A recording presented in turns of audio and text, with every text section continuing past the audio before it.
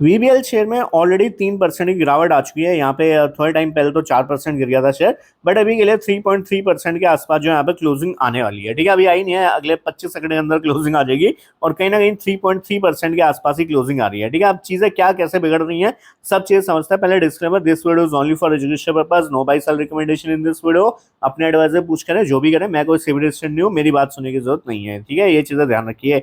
अब यहाँ पे चीजों को शुरू करते हैं, उससे पहले मैं आपको दो कैंडल्स ऑलरेडी पढ़ा चुका हूँ वैसे तो, बट इनको फिर से सीखना जरूरी है, यहाँ पे आपके बहुत काम आने वाली है। ठीक है, उससे पहले थोड़ा सा मैं आपको बता देता हूँ न्यूज क्या है भाई, क्यों गिर रहा है ये शेयर।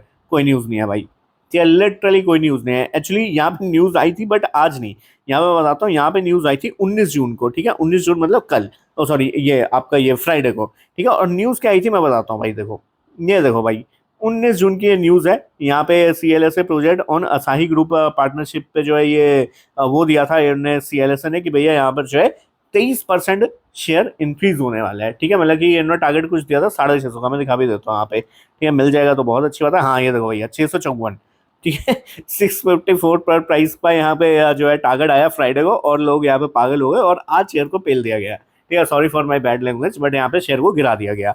तो यहाँ पे क्या समझ में आ रहा है भाई, यहाँ पे ये बात कि भैया रिटेलर जब तक समझेगा नहीं ना, तब तक भैया मूर्ख बनता रहेगा।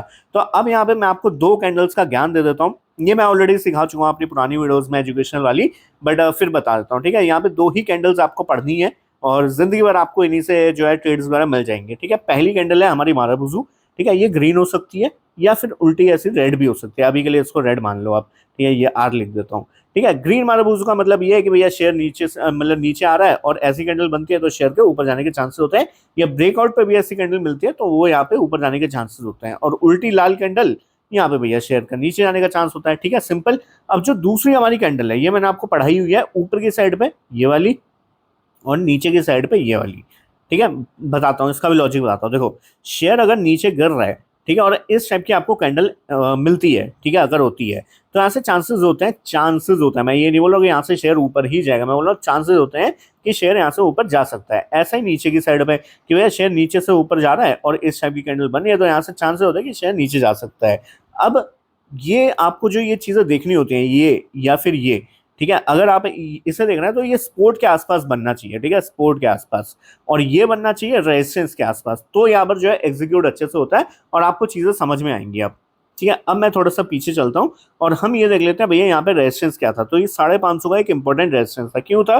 क्योंकि भैया यहाँ पे मार्च से लेके मई तक यहाँ पे जो इसने टाइम पास किया था इसी लेवल पर, और उसका शेयर क्रैश कर गया था। ठीक है, मैं दिखा भी देता हूँ। देखो शेयर कितनी बुरी से यहाँ पे नीचे गया था। ठीक है, तो यही हमारे पास इंपॉर्टेंट लेवल था। ठीक है, 550 का, और 550 के आसपास हमारी क्या कैंडल बनती है? ठीक है, ये देखो शेयर ऊपर गया था और वही कैंडल, ठीक है, जो अभी मैंने थोड़ी देर पहले आपको पढ़ाई। अब वीडियो को लाइक कर दो, चैनल को दो सब्सक्राइब, इस तरह का जेन्युइन कंटेंट सही में बता रहा हूँ किसी और चैनल पर देखने को मिलेगा नहीं। ठीक है, तो यहाँ पे देखो, अब इस टाइप की कैंडल बन गई तो आपको यहीं पे समझ जाना चाहिए था, एक तो रेजिस्टेंस है, ठीक है, ऊपर से इस टाइप की कैंडल बन रही है, तो यहाँ से चांसेस थे कि भैया यहाँ पे शेयर नीचे, मैं फिर से बोल देता हूँ, यहाँ से चांसेस थे, ऐसा नहीं कंफर्म नहीं था कि भैया शेयर नीचे चल जाए, कंफर्म कुछ भी नहीं है इस मार्केट में। ठीक है, बट यहाँ से चांसेस वाली बात है, प्रोबेबिलिटी वाली बात है। ठीक है, मार्केट में श्योर शॉर्ट कुछ भी नहीं है।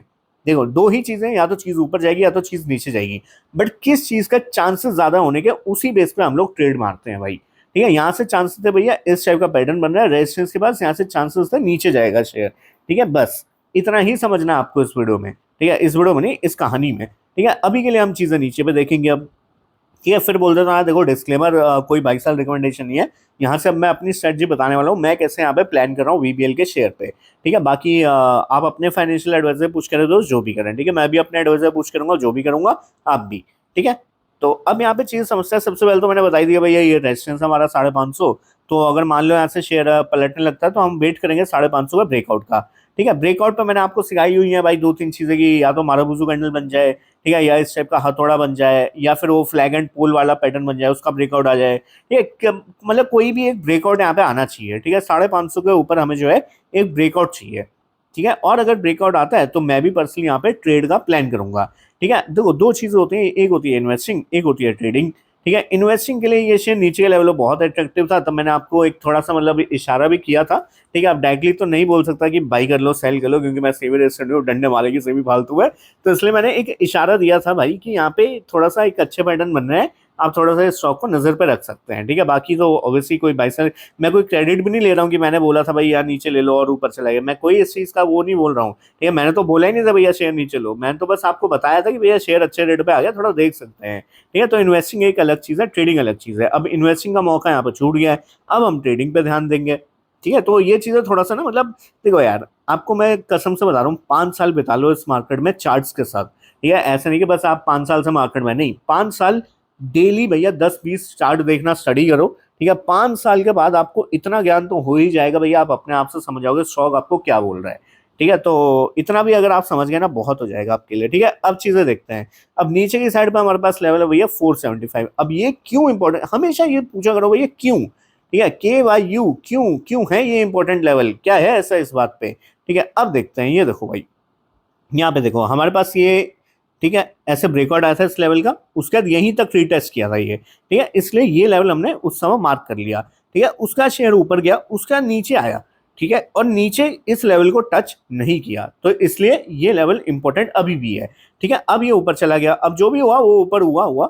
अब यहाँ से हमें ये देखना है कि ये लेवल को जो है तोड़े ना, ठीक है, क्योंकि एक बार तो इसने बचा लिया एक लेवल को, ठीक है, क्या पता दूसरी बार ना बचा पाए, ठीक है। तो इसलिए हमें ये चीज देखने पड़ेगी, इसलिए हमारे लिए इंपॉर्टेंट लेवल हो जाएगा 475। अगर 475 के नीचे ये शेयर निकलता है, तो यहां से हम ये नहीं बोलेंगे कि शेयर अब कमजोर हो गया, ये हो गया वो हो गया, बस हम ये बोलेंगे इसका जो अप ट्रेंड था वो खत्म हो गया। किस लेवल के नीचे, इस लेवल के नीचे। तो ये हम अपनी वॉच लिस्ट से हटा देंगे, क्योंकि हमें सिर्फ ऐसे स्टॉक चाहिए भैया जो बुलिश है, मतलब जो जिनके अंदर मोमेंटम है अपसाइड का, क्योंकि हम तो भैया एफएनओ में काम नहीं कर रहे हैं, हम तो इंटरडे में काम नहीं कर रहे हैं, हमें मतलब है स्टॉक में, कैश में हम लोग काम करेंगे, तो हमें कैश के लिए ऐसे स्टॉक चाहिए ना भाई कि जिनमें मोमेंटम है ऊपर की साइड का। हमें थोड़ा ना भाई वो मन है कि भाई बस बैठ रहे हैं नीचे पे लेके, ठीक है। हमें चाहिए भैया क्विकली यहाँ पे जो ऊपर निकल जाना चाहिए चीजें, ठीक है। 2-3-4 हफ्ते जाए कोई दिक्कत नहीं है, बट ऐसे हमें 2 साल 3 साल नहीं बताने हैं भाई, ठीक है। इसलिए हमें क्विक मोमेंटम वाले स्टॉक चाहिए, और क्विक मोमेंटम स्टॉक्स हम इसमें तभी बोलेंगे जब ये इस लेवल को होल्ड कर लेगा, ठीक है।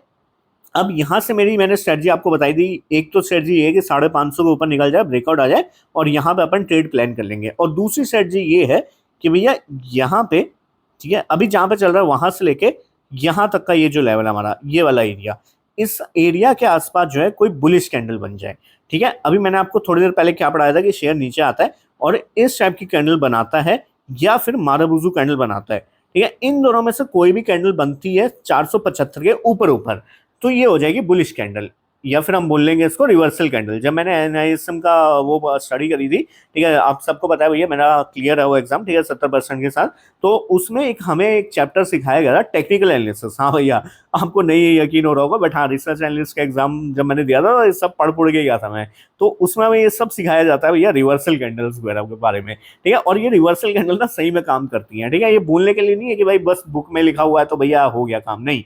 ये जो मैं पीडीएफ शेयर करी थी, उनने पूरा एग्जाम्पल के साथ ये चीज समझाई थी, और मैं बता रहा हूँ आपको कि भाई ये देखो 100% तो ये चीजें काम नहीं करती हैं, obviously I can understand, but हाँ 70% ये काम कर जाती हैं, ठीक है। मतलब कि 10 में से 6 से 7 बार आपको ये चीजें होती हुई देखने को मिलेंगी कि जब भी ऐसा ये इस लेवल के ऊपर जो है इन दोनों में से कोई कैंडल बनती है, तो यहाँ पे 60-70% चांस है कि शेयर रिवर्सल मार सकता है। तो इसलिए हम यहाँ पे इसको नजर में रखेंगे, वॉच लिस्ट में रखेंगे। अगर कोई कैंडल बनती है तो वहां पे ट्रेड्स वगैरह एग्जीक्यूट करने की कोशिश करेंगे अपने अपने फाइनेंशियल एडवाइजर से पूछ के। ये वीडियो देख के नहीं, क्योंकि ये वीडियो कोई भी बाई सेल रिकमेंडेशन नहीं है दोस्त, ठीक है। तो आई होप आपको इस वीडियो से कोई लर्निंग मिली होगी। अब मुझे नहीं पता वीडियो ज़्यादा लंबी तो नहीं होगी, हाँ बहुत ज़्यादा लंबी होगी, सॉरी फॉर दैट, ठीक है। तो बाकी आप थोड़ा सा सीखिए चीज़ों को, ठीक है। एंड मिलता है अगली वीडियो में, तब के लिए बाय। ये दोस्त ऑनर ओनली विशाल सुशील, चलो बाय।